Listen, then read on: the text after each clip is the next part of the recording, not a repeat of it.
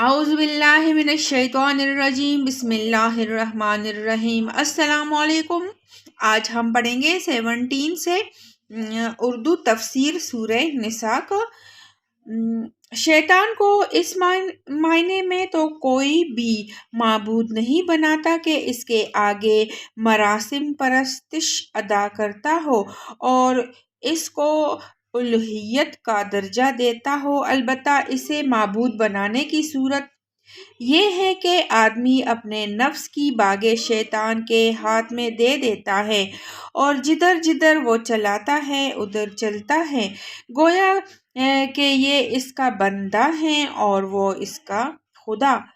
اس سے معلوم ہوا کہ بے چون اور چرا اطاعت اور اندھی پیروی کرنے کا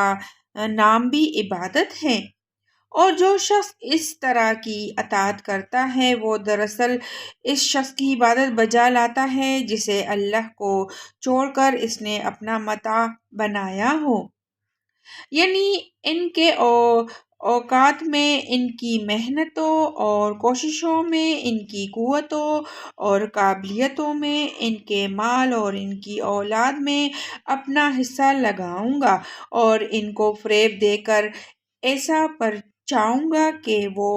ان ساری چیزوں کا ایک متبع حصہ میری راہ میں صرف کریں گے۔ اہل عرب کی توہمات میں سے ایک کی طرف اشارہ ہے۔ ان کے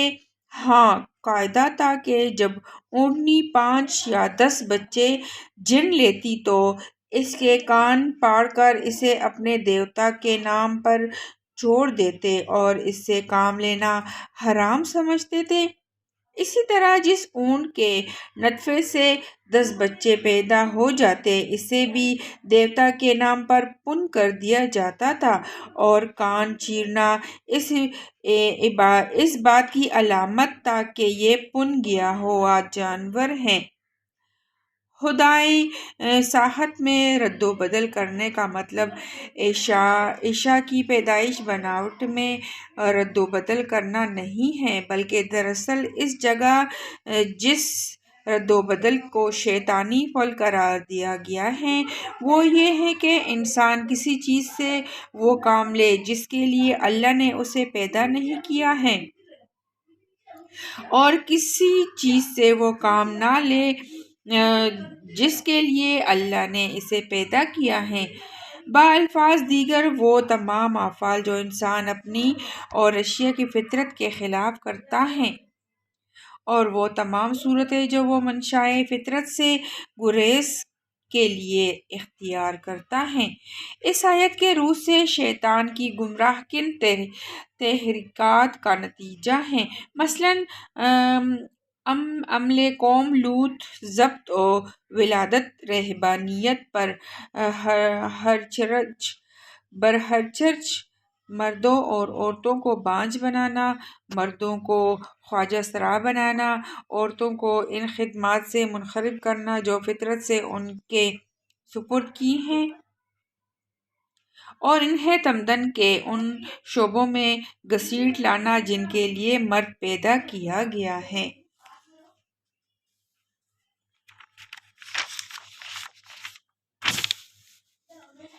یہ تصریح نہیں فرمائی گئی کہ وہ کیا فتویٰ پوچھتے تھے۔ جو فتویٰ دیا گیا ہے اس سے سوال کی نوعیت سمجھ میں آ جاتی ہے۔ ترغبون ان تنکحوہن